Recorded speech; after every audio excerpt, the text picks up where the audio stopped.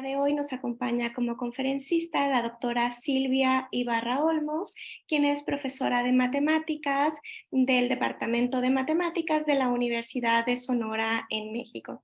También es profesora de la maestría y el doctorado en ciencias con especialidad en educación, en matemática educativa.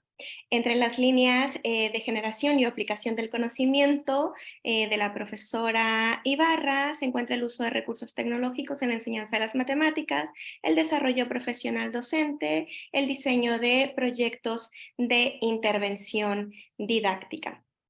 El día de hoy nos va a compartir sus investigaciones con la conferencia Evaluación del aprendizaje en matemáticas, un acercamiento con base en la teoría de los significados sistémicos. Sin más preámbulos, cedo la palabra a la profesora Silvia Ibarra. Muy bien, gracias, Lupita.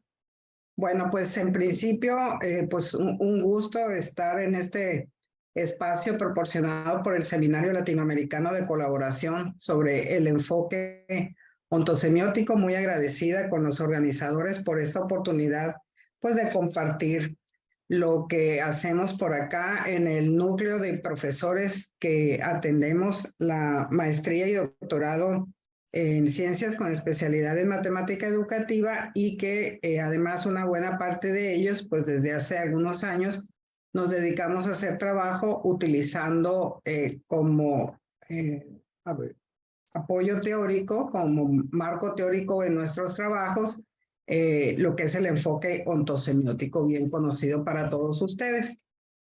Como bien señalaba Lupita, el trabajo que voy a presentar a continuación lo he titulado Evaluación del aprendizaje en matemáticas, un acercamiento con base en la teoría de los significados sistémicos. Yo tengo que empezar por aclarar que este trabajo no es exclusivamente de mi autoría, yo he estado como en la coordinación del mismo y en realidad pues ha sido un equipo de compañeros los que han estado implicados en el desarrollo del mismo. En un momento más voy a compartir también sus nombres. Bien, miren, la presentación que voy a compartir con ustedes tiene la siguiente estructura. En un primer momento, pues voy a hacer algunos comentarios a manera de introducción. Después pasaría a describir el programa de investigación que he denominado Evaluación del aprendizaje de las matemáticas. Explicaría por qué lo hemos considerado un programa. Después pasaría a hablar de algunos de los proyectos específicos que lo integran, para cerrar con lo que son principales resultados y tareas pendientes. Debo hacer la aclaración de que en este ámbito de las exposiciones y participaciones en eventos de este estilo, yo pertenezco a la vieja guardia. ¿Qué significa eso? Que, bueno, a mí me gusta empezar por hacer, digamos, una serie de aclaraciones, de aportaciones o compartir cuáles son las inquietudes que en un momento dado nos han llevado tanto en lo particular como al colectivo, pues a desarrollar, a involucrarnos en este tipo de trabajos como el que les estoy presentando ahora. De tal manera que me parece importante pues que los escuchas tengan una especie de marco contextual de cuáles son las motivaciones que en un momento dado pues hacen que las personas que trabajamos en esta disciplina nos podamos involucrar en un proyecto o en otro. Insistiría, esta es una postura personal, pero sí me parece importante compartirla, entonces pues esperaría algo aportara en ese sentido en el que lo estoy manifestando. El primero de los puntos que tengo aquí lo he titulado El marco contextual de la evaluación educativa en México. Estamos tan acostumbrados en los últimos tiempos a escuchar la palabra evaluación en prácticamente todos los ámbitos de las actividades humanas, particularmente los que trabajamos en el área de la educación, pues de la misma manera nos hemos ido acostumbrando poco a poco a que es un término, un proceso, una serie de actividades, cualquiera que sea la cara que esta tome, que permea, digamos, todos los ámbitos de los que les digo particularmente trabajamos en el ámbito educativo, más concretamente en el ámbito escolar. Entonces, el caso de mi país no ha sido la excepción. Y bueno, hace muchísimos años yo me preguntaba cuáles son las razones que han hecho que este proceso de la evaluación haya adquirido tal importancia. Entonces, en su momento, pues busqué respuestas a ese cuestionamiento y curiosamente lo encontré en aquellos momentos. Yo me encontraba trabajando con un proyecto que tenía que ver con la educación de las matemáticas en el nivel superior.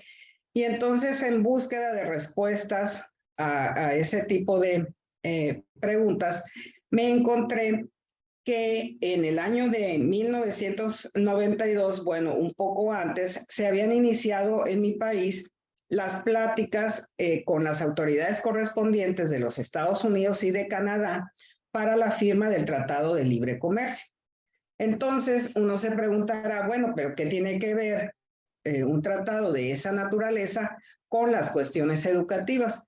Pues para mi sorpresa, en aquellos años encontré que en uno de los agregados, digamos, o de estas conversaciones paralelas que se estaban llevando para lograr los acuerdos comerciales, estaba un apartado relacionado con la educación.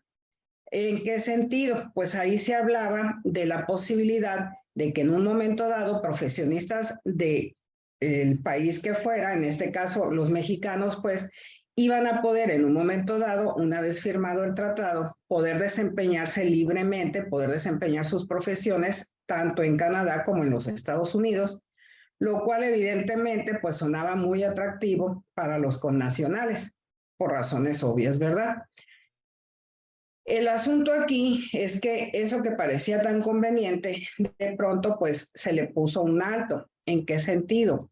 En que tanto los Estados Unidos como Canadá empezaron a mostrar reticencias porque decían que a diferencia de lo que sucedía en sus países, aquí en México no se contaba con acciones que permitieran validar la calidad de los profesionistas mexicanos, es decir, no había procesos de certificación. Entonces, que si se deseaba, pues que México se involucrara o que se aceptara esa cláusula, más bien México iba a tener que involucrarse en un proceso en donde pues se pudiera o por medio del cual se pudiera garantizar que efectivamente pues los aspectos estos iban a ser atendidos. Eso llevó al gobierno de México a que empezara a crear una serie de instituciones dedicadas a la evaluación. Nosotros sabemos bien que cuando hablamos de evaluación educativa, pues es susceptible de ser evaluado pues cualquiera de los elementos o protagonistas que tengan que ver con el ámbito educativo, de tal manera que se evalúan instituciones, se evalúan programas de estudio, a los que trabajamos en los posgrados, pues tenemos cada tanto tiempo la necesidad de presentar una evaluación de lo que hemos estado haciendo. Se evalúa también a los profesores y evidentemente se evalúa también a los estudiantes, ¿verdad?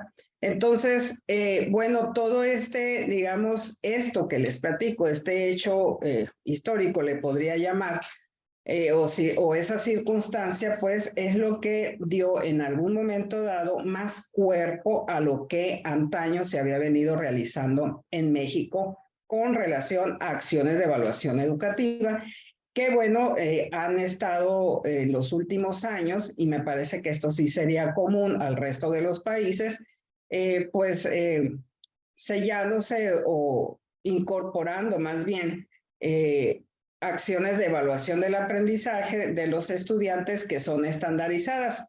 En México, por ejemplo, en algún momento dado, tuvimos las pruebas enlace, así se les conocía, que luego fueron sustituidas por las pruebas planea.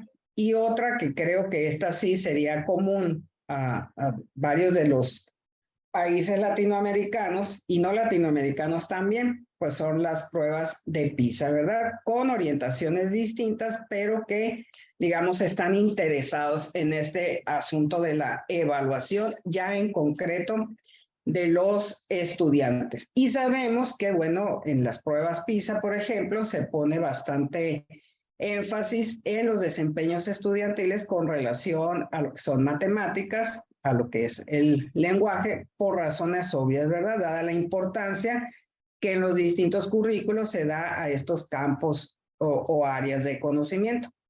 Bien, ese es como un marco más general. Ya un poco más recientemente, en la primera década del año 2000, al igual que creo también sucedió en distintos países del mundo, hubo una serie de modificaciones curriculares que empezaron a cristalizarse en lo que se denominó el modelo por competencias. Entonces, en México, pues no fue la excepción.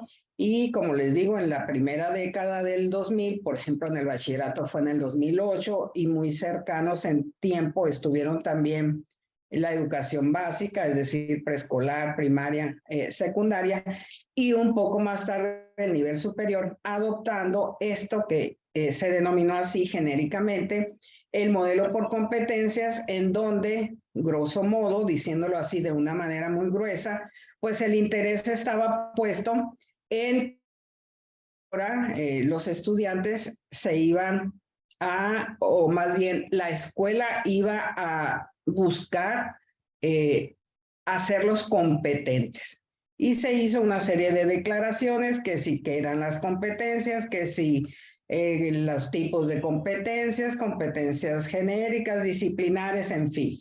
Esto, obviamente, pues trajo una serie de cambios en lo que se hacía en las escuelas, o por lo menos buscaba traer una serie de cambios en la manera de trabajar de los profesores, particularmente de los profesores de matemáticas, y además, en consecuencia, pues también esto traía o debería de haber traído, pues aparejado cambios en las formas de evaluación, en cómo se estaba evaluando el desarrollo de los estudiantes.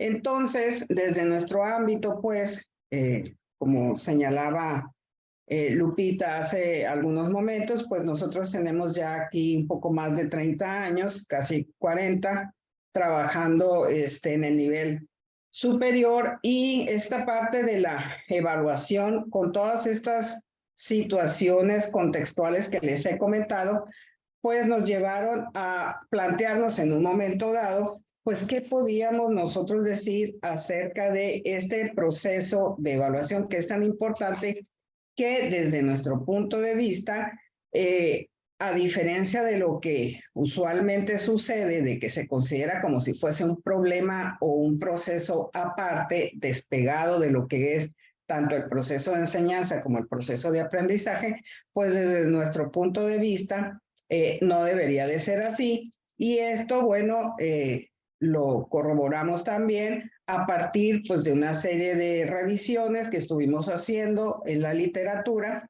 que estuvieran relacionados con el proceso de evaluación del aprendizaje, específicamente en el ámbito de las matemáticas. De tal manera, pues, que empezamos a encontrar una serie de referencias con relación a esta temática. Aquí seleccionado algunos puntos que me parecen importantes y que tendrían que ver con este interés que les decía en nuestro grupo de trabajo empezó a manifestarse rápidamente. Pues encontramos, por ejemplo, declaraciones de que en la evaluación intervienen diversos actores y aspectos que lo vuelven, creo que estaríamos de acuerdo con esto, algo bastante complejo, ¿verdad? Porque intervienen profesores, estudiantes, el currículum, los instrumentos de evaluación, etcétera. Y hay autores que señalan que el currículum no brinda orientaciones suficientes al respecto, que los instrumentos de evaluación que son utilizados por los profesores no suelen ser los más apropiados para lo que se quiere evaluar. Y este señalamiento que también compartía momentos atrás con ustedes, que la fuente es la Secretaría de Educación Pública de nuestro país, en donde se señala que la evaluación se suele considerar como un proceso aparte del proceso educativo.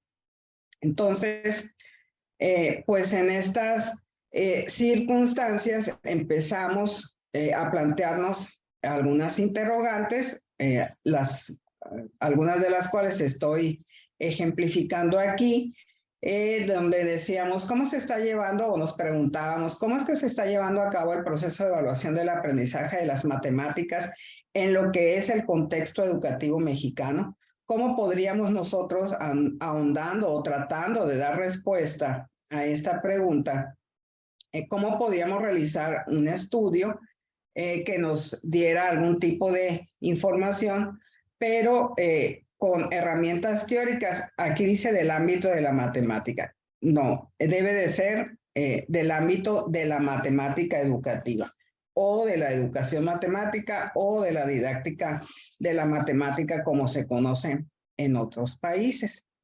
Entonces, en ese tenor, pues lo que hicimos fue diseñar un pequeño programa de investigación. Le llamamos programa porque consistió en 3 proyectos, en cada uno de los cuales se tomó como objeto de estudio distintos aspectos sobre la evaluación del aprendizaje de algunos tópicos matemáticos en diferentes niveles educativos.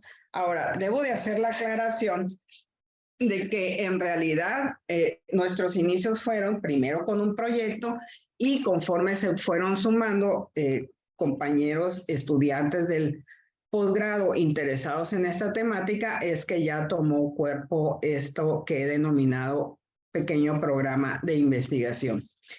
En el equipo participante está Raúl Alonso Ramírez Escobar, Francisco Ramsés Ayala Romero y Carla Paola Luque Álvarez.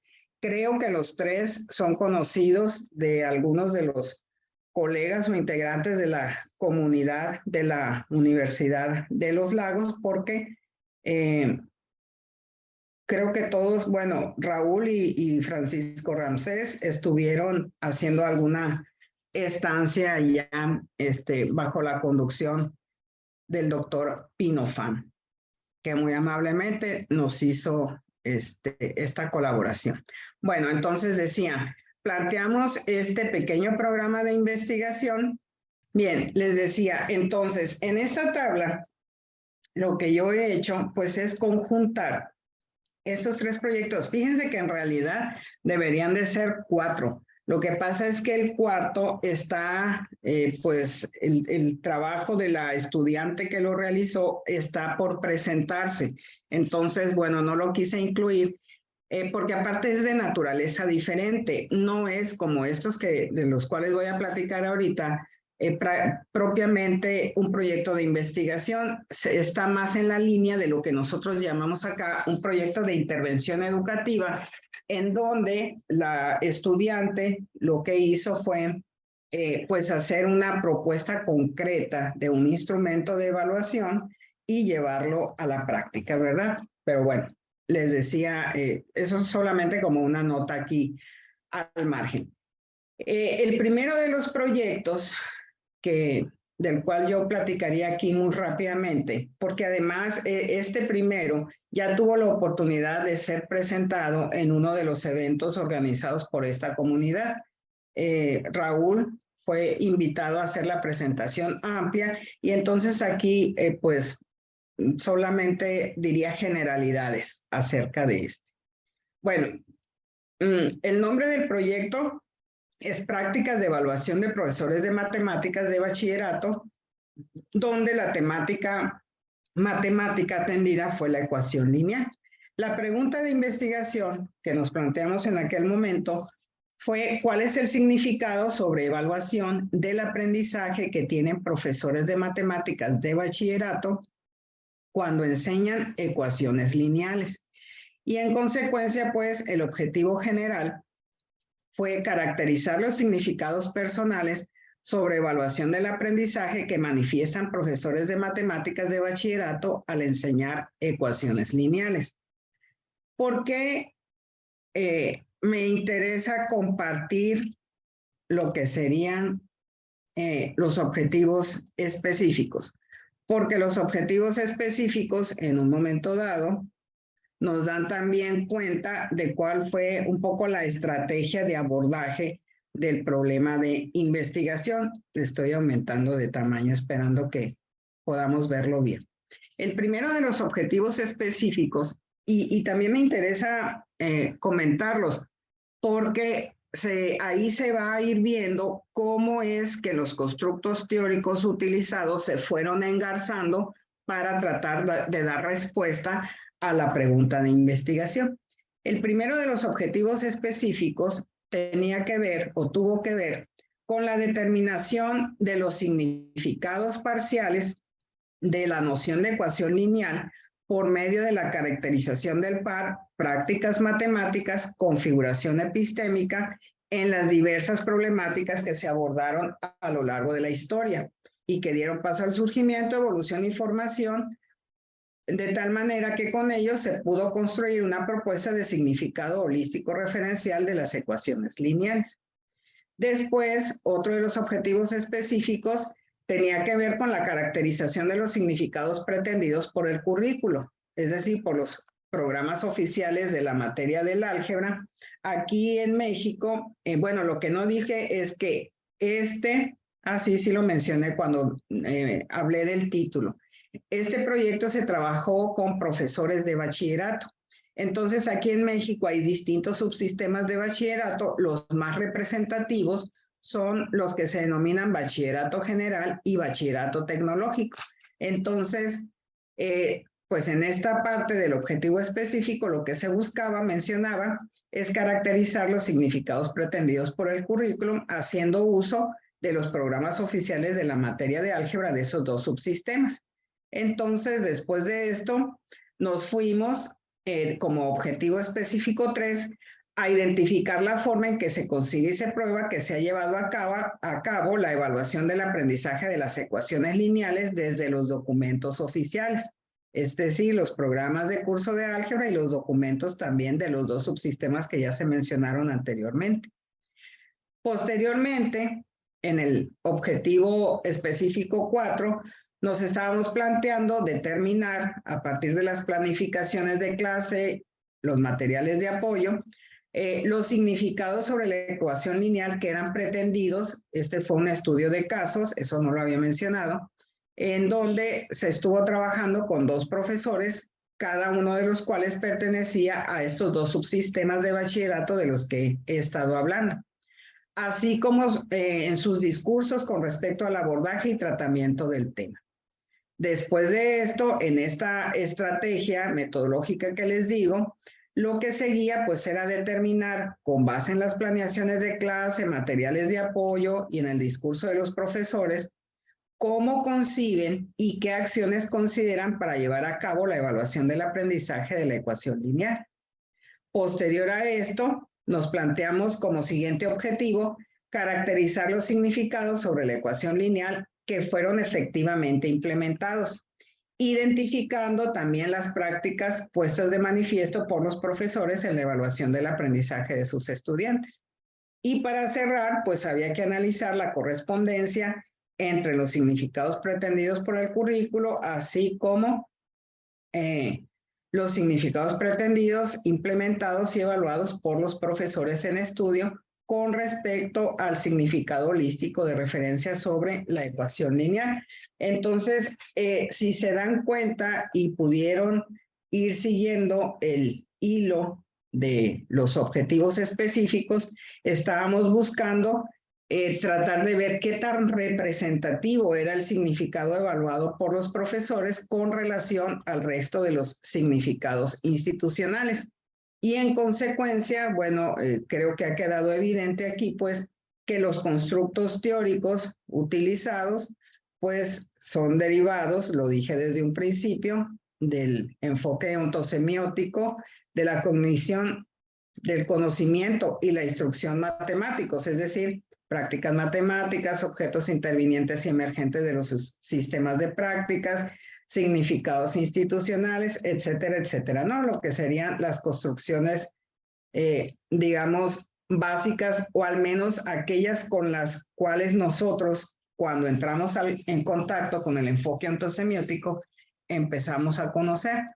Entre los principales resultados de este proyecto, pues nos dimos cuenta de que los profesores manifestaban una fuerte dificultad para llevar a cabo un proceso de evaluación formativa. ¿Por qué se señala aquí esto? Porque era lo que formalmente se les estaba solicitando.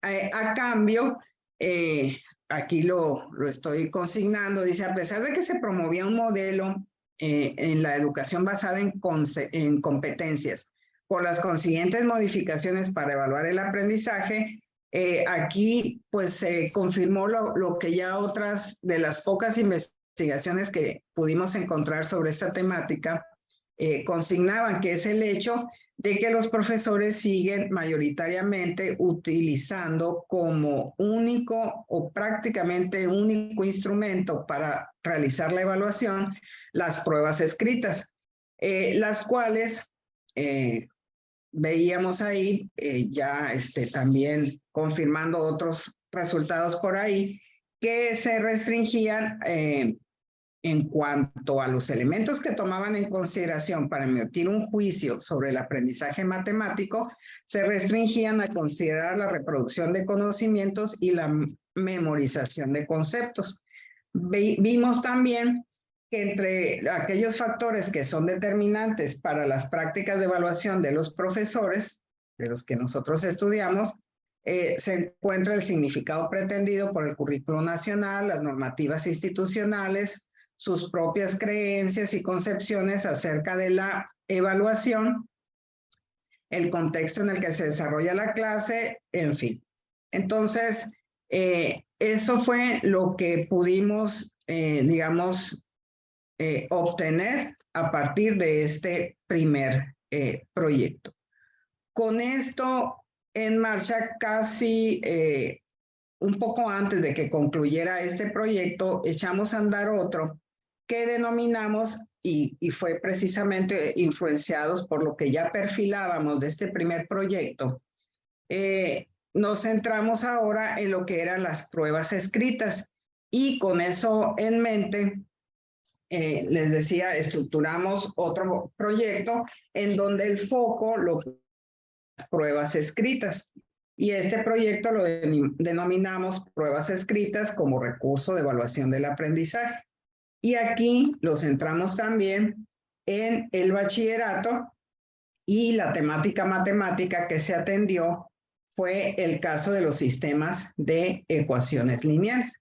Entonces, pues ya, digamos, un tanto familiarizados con la estrategia que habíamos estado siguiendo en el proyecto anterior, pues retomamos mucha de la estrategia metodológica que habíamos venido utilizando. Me refiero seguimos mucho de la estrategia teórico-metodológica, debería de decir, ¿verdad? Porque pues nos dimos cuenta que la teoría de los significados sistémicos, con las precisiones que había mencionado hace rato, pues funcionaban bastante y nos daban, digamos, la información que nosotros estábamos buscando. Entonces, hicimos este estudio, llevamos a cabo ese estudio. No me voy a detener ya en los detalles de los objetivos específicos como lo hice con el otro, porque quiero guardar un poco de tiempo para hablar con mayor amplitud de lo que fue el tercero de los proyectos. Nada más aquí me detendré un poco en comentar acerca de los resultados de este segundo proyecto. Entonces aquí veíamos que igual la estrategia fue un estudio de casos, el método de investigación que utilizamos ahí fue un estudio de casos, también fueron 2 profesores. Déjenme decirles, y aquí voy a incluir un comentario de otra índole. No es tan sencillo poder trabajar con profesores en el sentido de que no es tan fácil lograr que los profesores pues abran las puertas de sus salones de clase y que permitan que observadores, que investigadores, pues entren a dar cuenta de lo que está sucediendo. Más cuando muchos de los profesores consideraban que podían en un momento dado poner en riesgo hasta su trabajo o ganarse algún tipo de reprimenda, porque, como les mencionaba, estábamos pues en este modelo por competencias en donde las evaluaciones institucionales hacia el profesorado estaban siendo pues muy reiterativas, ¿verdad? Entonces, bueno, tuvimos en su momento la suerte de poder convencer a estos profesores que participaron aquí de que pues, los intereses eran absolutamente investigativos y que finalmente pues se les estaba garantizando el anonimato y todos los preceptos éticos que ya sabemos que en actividades de esta naturaleza se tienen que garantizar. Entonces, en este proyecto les decía, pues se vuelve a repetir lo que ya habíamos visualizado en el anterior, es decir, la poca representatividad del significado evaluado con relación a los significados previos, es decir, a los significados parciales. Es como una especie, haciendo una analogía un tanto burda, como si los significados a partir del significado global, y voy a usar un término quizá un poco apropiado, ¿verdad? Como si se fueran achicando, como si se fueran desinflando, de tal manera que cuando llegamos al sistema, al significado evaluado, realmente es muy poco lo que se rescata de lo que institucionalmente se propone, se retoma, se implementa, etcétera, etcétera. Bueno, esto fue con respecto al segundo de los proyectos. Hubo un tercero en donde aquí volvimos a insistir en esta idea de centrarnos en la evaluación de los aprendizajes, pero ahora lo hicimos con el tema de la proporcionalidad y insistimos en este asunto de seguir considerando a las pruebas escritas. De ahí el título del proyecto, Evaluación de los aprendizajes sobre la noción de proporcionalidad, el papel de las pruebas escritas. Aquí cambiamos un poco en el sentido de que ya no lo ubicamos en el bachillerato, sino que lo ubicamos en el nivel secundaria, con la intención pues de agregar un elemento nuevo a lo que habíamos venido haciendo. En este caso, la pregunta o el problema de investigación que nos planteamos fue conocer el grado de representatividad de los elementos del significado evaluado sobre la noción de proporcionalidad que se pusieron de manifiesto en las pruebas escritas propuestas por profesores de secundaria con respecto a los restantes significados institucionales. Y entonces, bueno, aquí nos interesaba describir el grado de representatividad de los elementos de significado evaluados sobre la noción de proporcionalidad que se manifiestan en las pruebas escritas propuestas por profesores de secundaria con respecto a los restantes significados institucionales. Voy a cambiar de presentación y me voy a ir ahora, déjenme buscar dónde está. Ahí está. Bien, esta parte de la presentación que les decía va a tratar de ser ligeramente más amplia de lo que he venido mencionando en los dos. ¿Mande? No vemos la presentación todavía. Ah, perfecto. Me regreso entonces acá. Yo creo que tiene que volver a compartir. Sí, así es. La seleccioné, pero no la compartí. Así está difícil que la vean, ¿verdad? Ya me avisó que los participantes ya pueden estar viendo. Bueno, ahora me voy a cambiar al modo de presentación. Ahí está, ahora sí. Bueno, les decía que la pregunta de investigación, ya la mencionaba, el grado de representatividad de los elementos del significado evaluado sobre la noción de proporcionalidad en las pruebas escritas. propuestas por profesores de secundaria con respecto a los restantes significados institucionales. Decía un compañero por ahí, comentario al margen, en matemática educativa se terminan de leer las preguntas de investigación, uno tiene que tomar aire 2 o 3 minutos. Bueno, en consecuencia, el objetivo general, ya se los mencioné, no lo voy a volver a repetir, es este. Y los objetivos específicos, otra vez con esta intención de que ustedes puedan tener una idea de cómo teórica y metodológicamente fuimos abordando este problema. Estoy mostrando aquí. El objetivo específico 1, pues era establecer los significados pragmáticos de la proporcionalidad que serán considerados como significados parciales.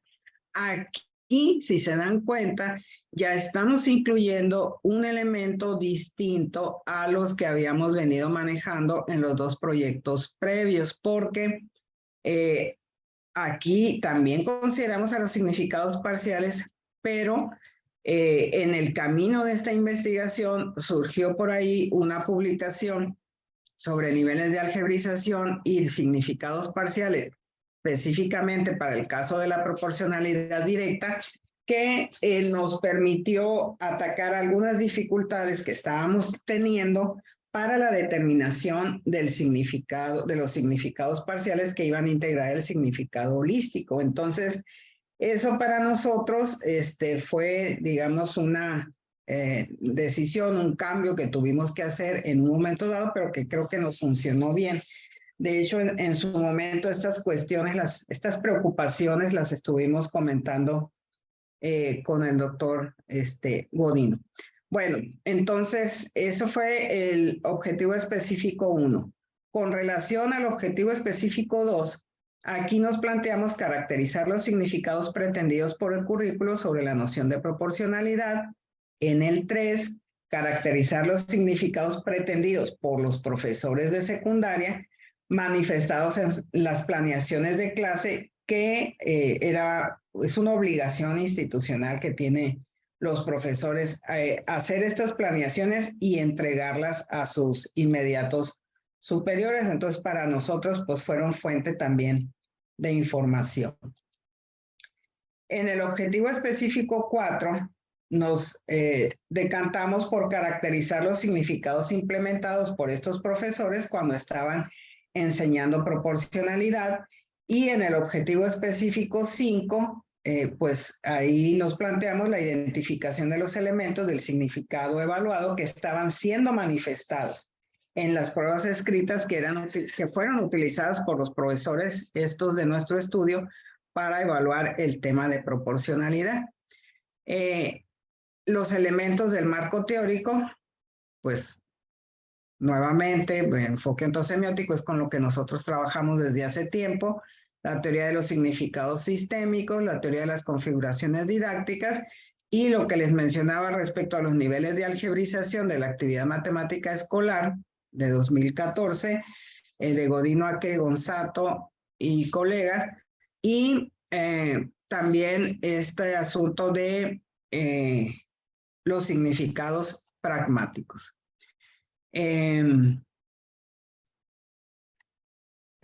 Pues aquí también podemos ver en cuanto a los significados institucionales, pues también estamos marcando como la ruta, ¿verdad? Que seguimos. Es como, digamos, un agregado a lo que acabo de mencionar. Hay otro aspecto que también es un poco lateral. Cuando nosotros realizamos esta investigación, se había dado una indicación al profesorado de que, a diferencia de lo que se había venido realizando hasta antes de que se diera esa indicación, los profesores se les otorgó la libertad de que ellos pudieran hacer una estructuración de acuerdo con sus criterios muy particulares y con las condiciones del grupo con el cual estuvieran trabajando respecto a la organización de las temáticas que iban a tratar. Entonces, si bien es cierto, pues que había un programa ahí de la materia, Los profesores podían, el tema que estaba en el último lugar, llevárselo al primero, en fin, hacer las adecuaciones que ellos consideraran pertinentes. Aquí nos llamó poderosamente la atención que cuando nosotros seleccionamos la temática matemática que íbamos a trabajar en este proyecto, buscamos una que desde nuestro punto de vista fuese suficientemente representativa de la matemática que se está haciendo en ese nivel, que se estudia en ese nivel, y que además pues sabemos que tiene pues una importancia transversal, o sea, a lo largo de todo el currículo, desde primaria, secundaria, bachillerato y que llega hasta los niveles superiores. Para nuestra sorpresa, y lo menciono porque considero ese hecho importante, los dos profesores que habíamos nosotros seleccionado bajo ciertas características habían tomado la decisión de enviar este tema hacia el final, porque ellos no le concedían desde su perspectiva mayor importancia a la que podían tener otras temáticas de las que pues estaban contempladas en el programa de la materia. Bueno, esto no lo voy a mencionar porque supongo que es conocido. ¿Cómo anda en el tiempo, Lupita? Tenemos tiempo todavía. No hay Ok, ningún... gracias.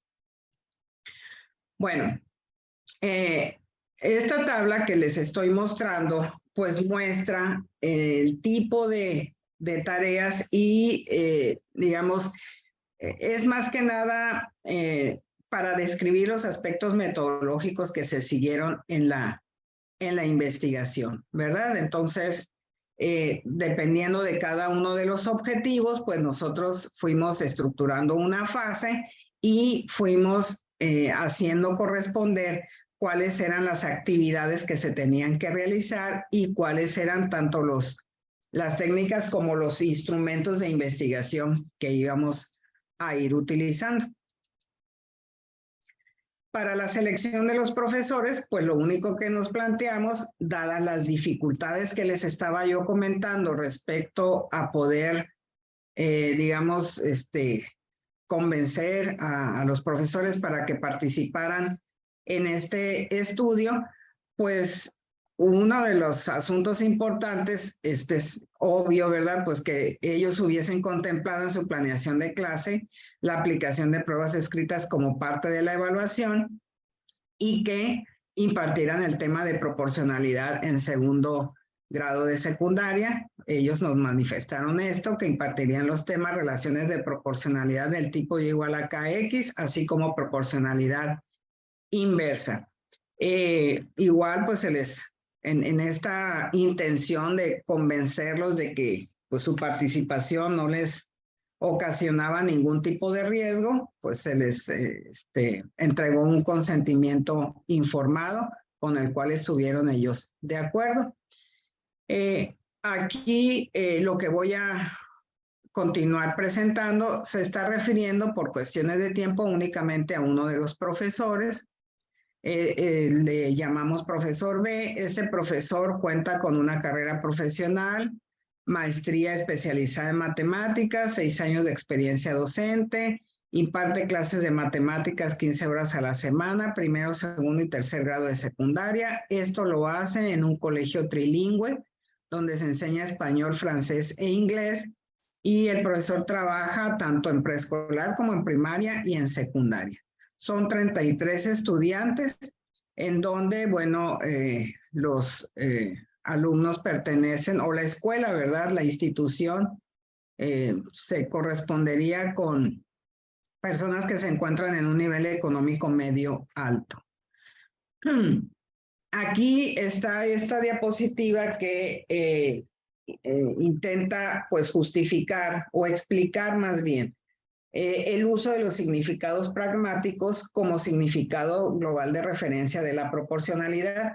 Esta decisión, que yo brevemente comenté con anterioridad, tuvo que ver con la dificultad fuerte de hacer la construcción de los significados parciales que no había resultado tan complicado en el caso de los dos proyectos anteriores, y esto nosotros lo asumíamos como consecuencia de la riqueza que el tema matemático nos estaba proporcionando.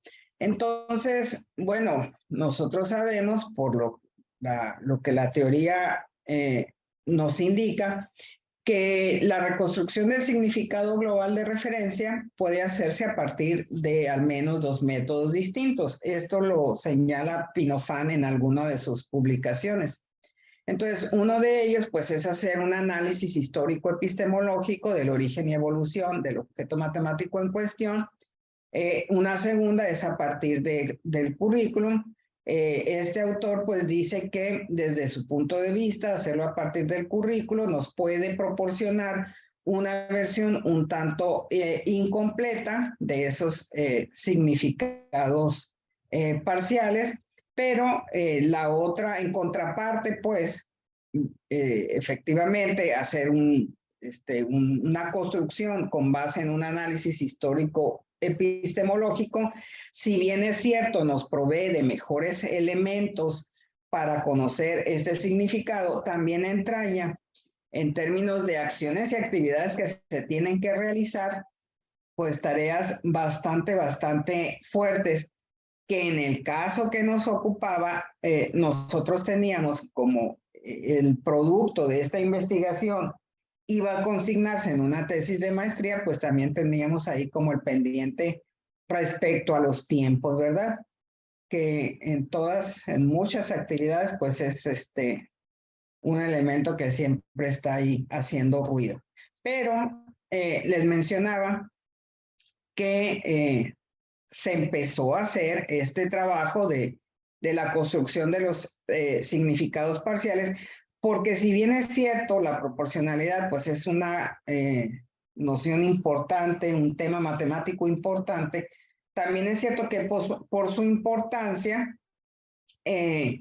pues se ha, digamos, trabajado por una buena cantidad de autores desde distintas perspectivas. Pero la circunstancia, la mencioné también ya, de que salió esa publicación que desde nuestro punto de vista nos daba la opción de poder considerar significados parciales desde una óptica distinta a lo que se había venido haciendo tradicionalmente con el significado holístico. Y entonces echamos mano de los significados pragmáticos de la proporcionalidad, que se definen por sus autores como el sistema de prácticas institucionales asociadas al campo de problemas de las que emerge un objeto en un momento dado, el objeto en cuestión, y que están categorizados de la siguiente manera. Se habla de un significado informal cualitativo, de un aritmético, de un protoalgebraico y de un algebraico funcional. Esto, en este artículo, se hace únicamente para la proporcionalidad directa. Entonces, bueno, fuimos, después de que tomamos esa decisión, fuimos dando cauce a las distintas fases de la, que ya mencioné, las distintas fases de la investigación. Este que se está presentando aquí tiene que ver con el significado pretendido por el currículo. Es una muestra de los registros que se hicieron para llevar a cabo la construcción de ese significado. Luego, pues está el asunto de las configuraciones epistémicas pretendidas. Aquí se muestran solo para el profesor B. Aquí vemos que el profesor B solamente trabajó relaciones de proporcionalidad del tipo y igual a k por x, algo de proporcionalidad inversa, desdeña lo que el programa de la materia le ofrece y trabaja pues con una planeación que él mismo diseña, y las configuraciones epistémicas que se construyeron están realizadas a partir de las planeaciones del profesor y de un cuestionario que se le hizo llegar. Aquí está una muestra de esas configuraciones epistémicas. Para el sistema de las prácticas pretendidas, aquí está pues una ilustración. Aquí nos llamaba mucho la atención estas especies como de recursos mnemotécnicos que usa el profesor con sus estudiantes para insistir en la forma en cómo se deben de resolver los problemas de proporcionalidad directa. Es como una especie de recetita que él construye para sus alumnos. Lo mismo sucede para el caso de la proporcionalidad directa. Inversa. Para el caso de la proporcionalidad inversa. Entonces, bueno, pues a partir de eso se fue construyendo también los significados pretendidos por el profesor, se fueron caracterizando los implementados, se construyó la trayectoria epistémica y el sistema de prácticas pretendidos. No me estoy yendo al detalle para concluir con lo que quiero presentar. Aquí están los significados implementados por el profesor B. Y finalmente el significado evaluado manifestado en las pruebas escritas propuestas por los profesores. Entonces, lo mismo, el mismo caso, el profesor B es una prueba escrita, ¿verdad? La que él pone ahí a disposición para los estudiantes y para nuestro análisis. Entonces, en esta prueba escrita lo que vemos es que el profesor está planteando una tarea en donde espera que los estudiantes identifiquen el tipo de relación involucrada y a partir de eso, de esta identificación, pues ellos van a tener que aplicar esas, como yo les llamaba como recetas, indicaciones que él había estado trabajando, las técnicas pues que había estado trabajando en la clase. Aquí encontramos una situación problemática distinta, donde se solicita que se trace una gráfica de la proporcionalidad directa.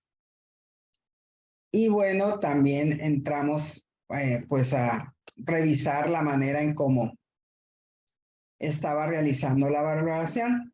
Ya para concluir, aquí en esta tabla, lo que estamos planteando son cuáles de los significados pragmáticos aparecen en cada una de las situaciones problema que constituyen la prueba que utilizó el profesor.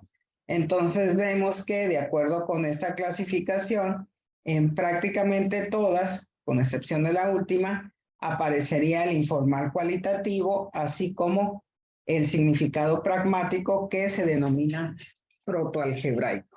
Se hace después una triangulación de la información y en la tabla pues aparece el cruce de los significados pragmáticos que están apareciendo en cada uno de los significados institucionales que fueron considerados. Esto es así en una pues presentación muy apresurada, lo que hemos estado realizando en este ámbito de la evaluación.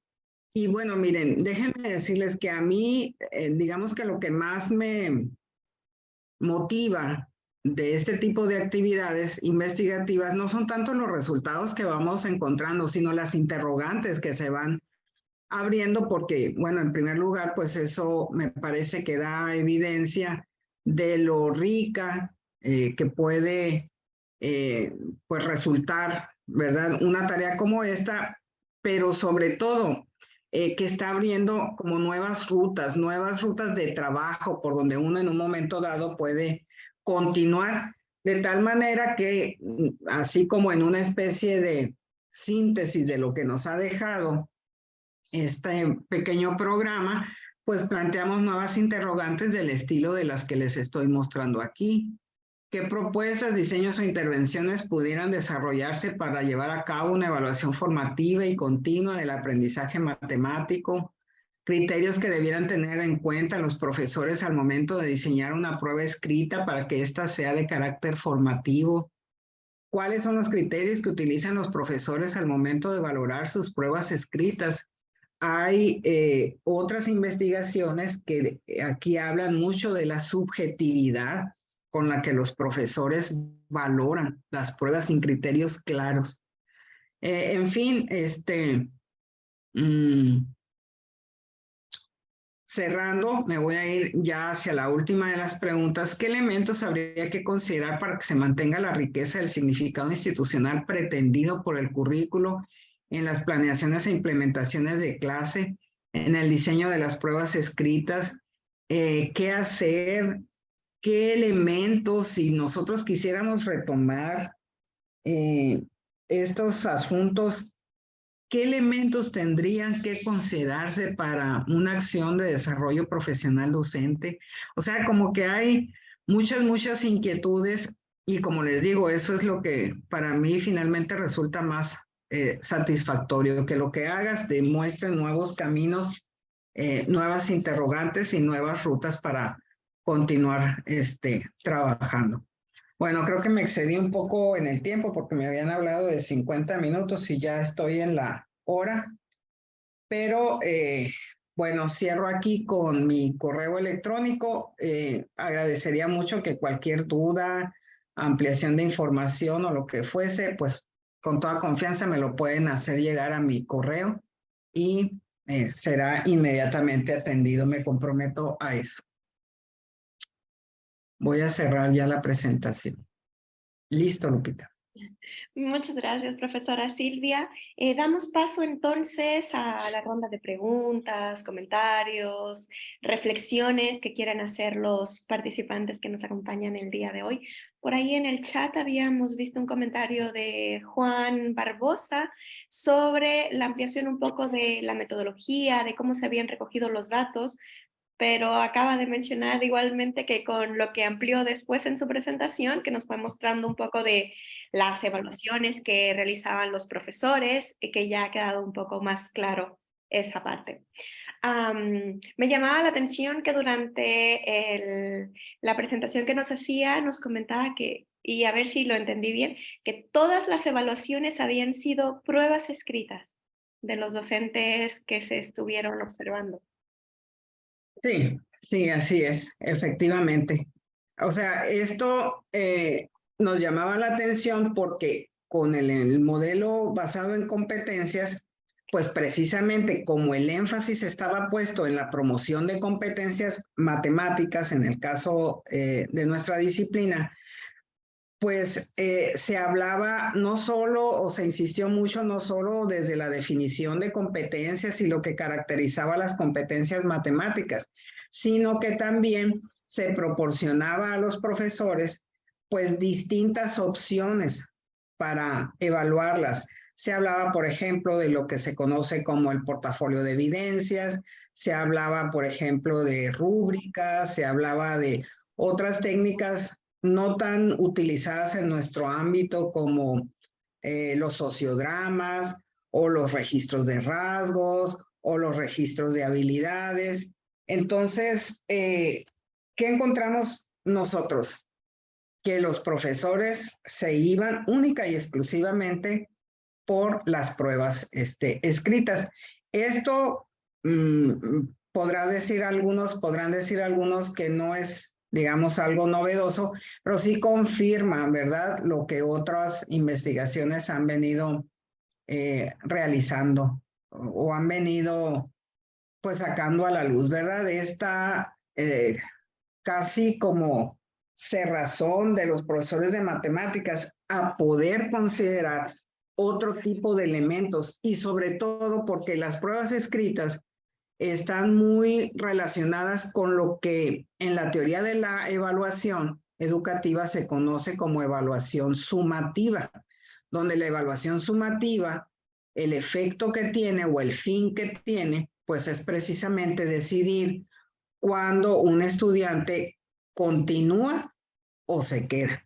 A diferencia de la evaluación formativa, ¿verdad? Donde se espera pues que haya Porque uno de los fines, y esto también lo dicen la mayoría de los teóricos de la evaluación educativa, uno de los fines de la evaluación es poder construir mejoras para aquello que fue evaluado. En este caso, poder, digamos, construir opciones para que los estudiantes puedan superar esas ausencias o esas debilidades que en un momento dado nos estarían mostrando las pruebas escritas.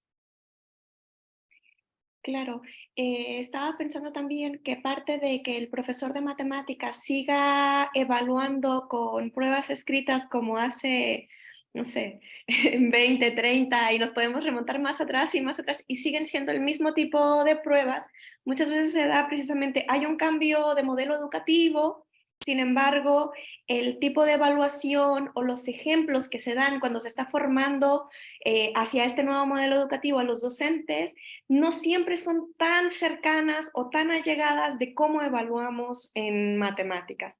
Los ejemplos pueden estar dados en contextos de biología, de geografía, de lenguaje. Entonces, me hacía sentido precisamente una de las preguntas que estaba planteando en la última diapositiva, con qué herramientas o cuáles son las necesidades de los profesores para ampliar esa visión hacia otro tipo de evaluaciones.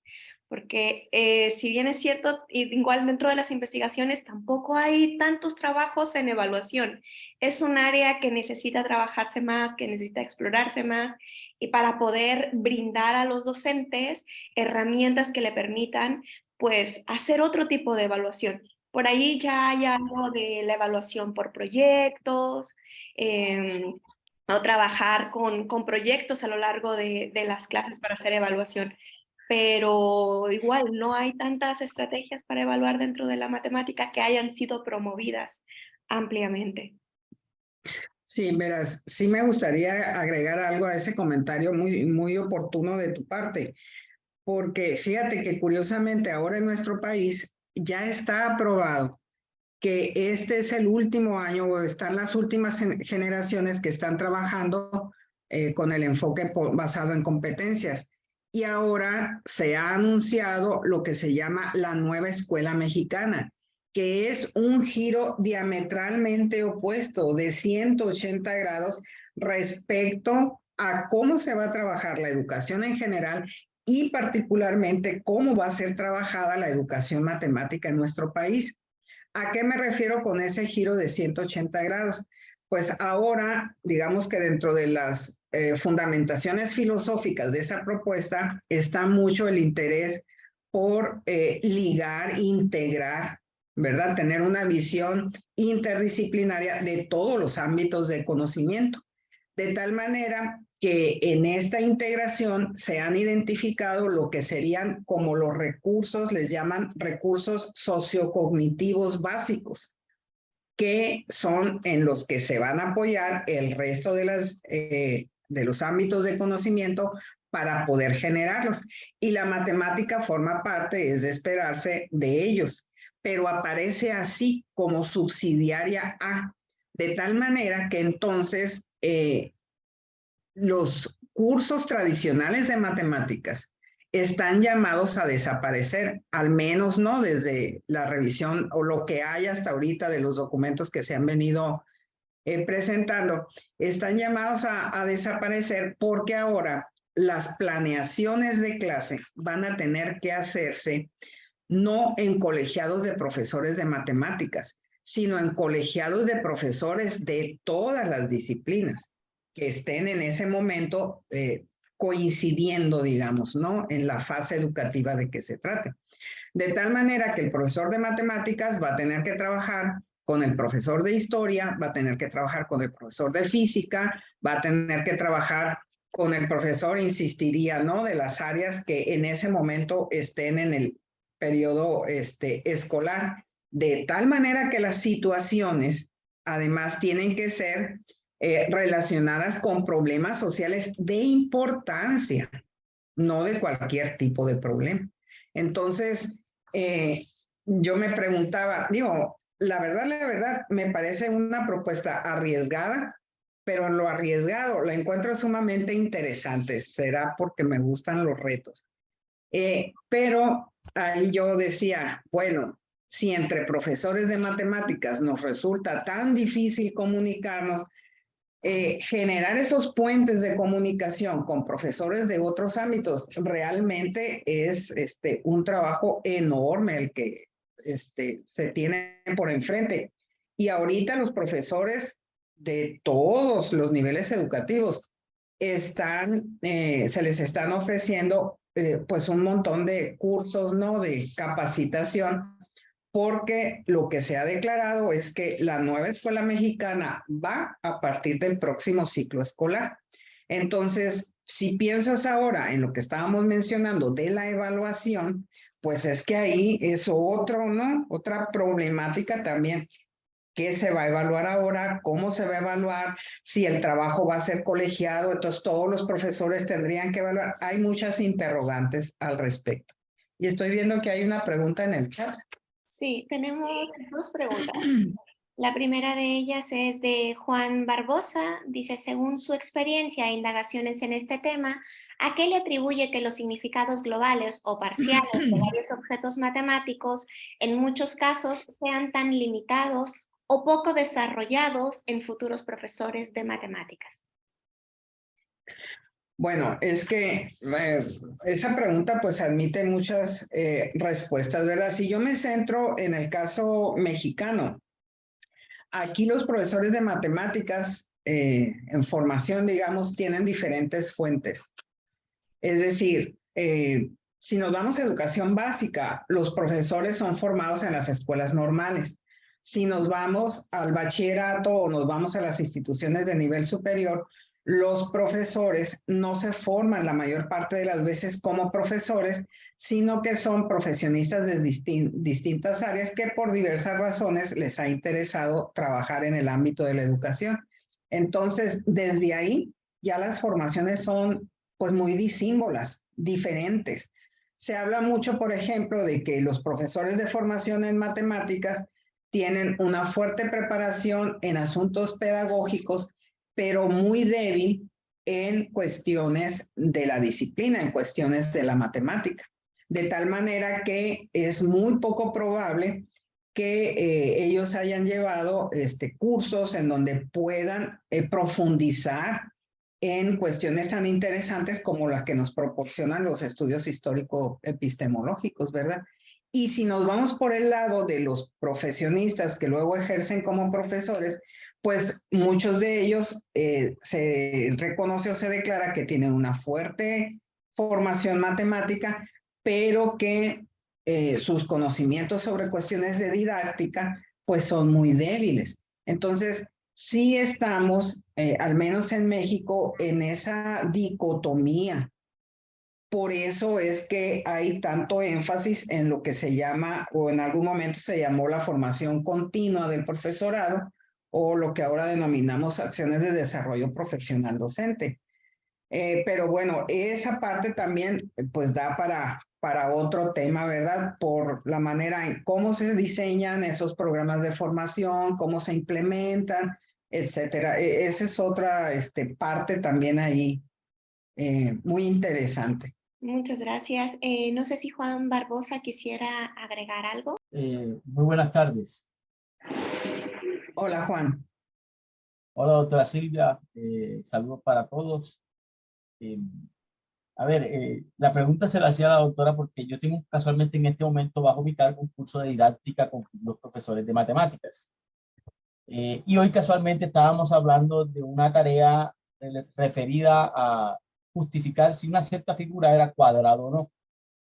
¿Qué me llamó la atención? Que son estudiantes ya, digamos, digamos, un año y medio, tercer semestre de estar estudiando licenciatura en matemáticas, que han visto un curso de geometría euclidiana y en su gran mayoría no pudieron dar respuesta a esa situación, a esa tarea que los limitó realmente el hecho de que tienen un significado parcial de cuadrado solamente basado en la medida de los lados, que fueran medidas iguales. O sea, a mí me ha llamado mucho la atención encontrar situaciones de esa naturaleza con futuros profesores, especialmente, como digo, con un significado de un objeto matemático que, si bien de alguna manera tiene sus condiciones y características especiales, se viene trabajando hace mucho tiempo o desde la temprana edad con los jóvenes, ¿no?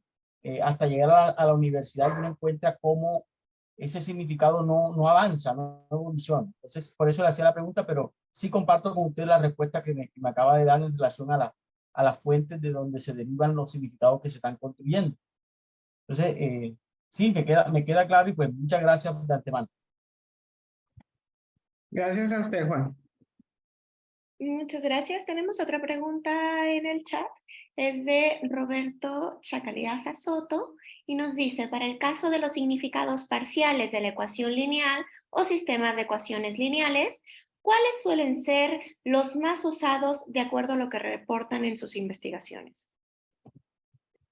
Bueno, una respuesta más completa la pueden encontrar en los artículos que te envié, Lupita, para no, no pecar de falta de memoria aquí. En los significados parciales, por ejemplo, para la ecuación lineal, eso, por ejemplo, y un poco relacionado con lo que preguntaba también Juan hace rato. También el tema este de la ecuación lineal ha sido un tema pues muy socorrido en las investigaciones y realmente no tuvimos mucha dificultad para construir esos significados parciales. Pero en el caso de los sistemas de ecuaciones lineales, creo que una de las grandes aportaciones que hizo el estudiante que tuvo ahí a su cargo ese proyecto, el que lo desarrolló más ampliamente, que fue este muchacho Ramsés, una de las grandes aportaciones fue precisamente la construcción de los significados parciales para los sistemas de ecuaciones lineales, porque él sí se puso a hacer, digamos, recorrido amplio, inclusive hasta en lecturas. Una de ellas me acuerdo, donde el autor era el mismo Kramer. Encontramos casualmente una traducción ahí al inglés y entonces ahí pudimos ver cosas muy interesantes, como por ejemplo que a Kramer lo que menos le interesaba era tratar de encontrar un método para resolver sistemas de ecuaciones lineales. Él andaba tratando de conocer, de determinar o de resolver más bien un problema de órbitas planetarias, y en esos datos que conseguía fue a dar ahí con el método que es tan conocido ahora, ¿verdad? Entonces, con esas búsquedas fue con las cuales en ese proyecto pudimos hacer esa construcción de los significados parciales, pero para no pecar y darle una respuesta parcial o incorrecta, yo preferiría que se fuera a consultar el documento en extenso, que además creo que va a resultar atractivo dado el interés que está mostrando el profesor. Claro que sí, comentarles que los archivos, tenemos 3 documentos como base para esta sesión y se encuentran en la plataforma del seminario. Y además el profesor Luis Pino nos acaba de colocar en el chat la referencia también. Levantó la palabra el profesor, levantó la mano, perdón, el profesor Luis, ¿tiene la palabra? Muchísimas gracias, Lupita. Pues muchísimas gracias por la presentación, Silvia. La verdad es que muy clara.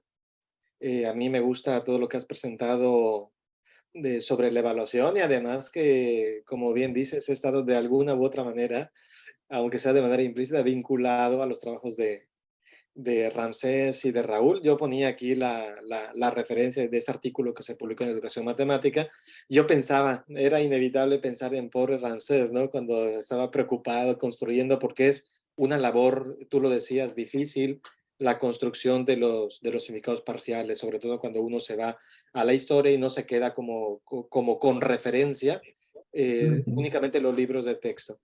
Y en ese sentido, quisiera hacer una pregunta o a lo mejor una reflexión, tú me dirás, sobre las experiencias que han tenido ahí con tu equipo sobre ese tema, porque claro, el tema de la evaluación es importante, la evaluación sumativa. Uno puede analizar, por ejemplo, los exámenes o las pruebas que realizan los profesores, y en lo que nos mostrabas, digamos que estos significados se van achicando lo que finalmente evalúa el profesor versus lo que se pretendía enseñar versus lo que verdaderamente significa un objeto matemático. Digamos que es una pequeña parcela, pero lo que identificaba, por ejemplo, este chico Ramsés, este investigador joven que tienen ustedes ahí, y el profesor Ramírez, digamos que era este quiebre entre, por ejemplo, los significados que pretendía el currículum y los libros de texto, y versus el significado que evaluaba finalmente el profesor, y ni qué decir con respecto a los que planificaba e implementaba, ¿no?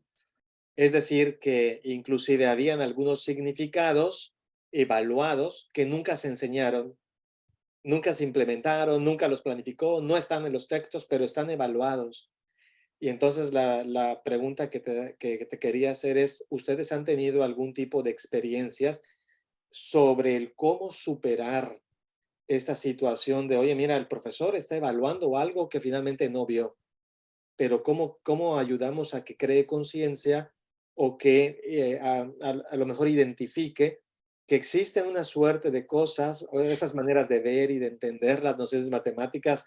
Yo le digo a los profesores aquí, no se queden con la terminología, esas maneras de comprender las acepciones, definiciones, si ustedes quieren ver los contextos de uso de las nociones, que pueden ir variando, y a lo mejor esto que estoy evaluando están saliendo mal los estudiantes porque nunca lo vi. Es complicado hacer el pasar de un significado a otro para los profesores, y ni qué decir para los estudiantes.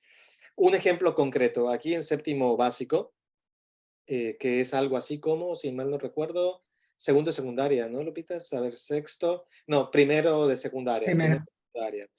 Entonces, fíjate que se ve la mediatriz. Y cuando uno ve la mediatriz, se introduce la mediatriz con su definición. Después de ver la construcción de la mediatriz con regla y compás, se da la definición de que es aquella recta que corta un segmento en dos partes y que lo corta por su punto medio y que es perpendicular a él. Entonces se da una definición de mediatriz a partir de dos propiedades: perpendicularidad y corta por el punto medio.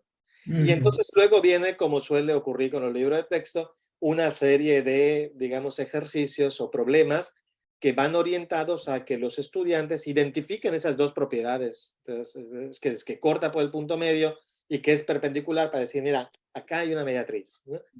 Pero resulta ser que conforme van avanzando, el libro de texto introduce una suerte de problemas que tienen que ver ya no con esas dos propiedades, sino con una tercera que nunca se habló, que es la del principio de equidistancia, que dice que la mediatriz es aquella recta formada por todos los puntos que están a igual distancia de los dos lados del segmento.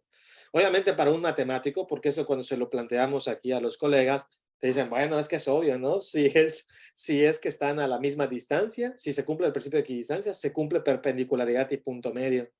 Pero esto no es trivial, y en el libro de texto no está. Y entonces cuando los profesores proponen problemas en sus evaluaciones, regresando al punto de partida, resulta ser que estos problemas son mediante el principio de equidistancia. Fíjate que hay un ferrocarril que pasa por dos pueblos, A y B, y se quiere construir una recta, y queremos poner una estación del tren de tal manera que quede a la misma distancia, principio de equidistancia, ¿no?, de ambos pueblos. ¿En dónde debería ir esta estación del tren? Mediatriz por principio de equidistancia, ¿no? Y resulta ser que los estudiantes fracasan, y entonces el profesor evalúa, los estudiantes fracasan, pero en realidad en el discurso, en sus ejercicios, en las cosas que implementó, jamás vio la mediatriz con el significado del principio de equidistancia. Entonces la pregunta, regresando al tema, es ¿cómo ustedes han trabajado? Porque una cosa es decir, oye, mira, hay un problema con el tema de la evaluación y los significados, y lo otro es cómo ayudamos a superar esto al profesor.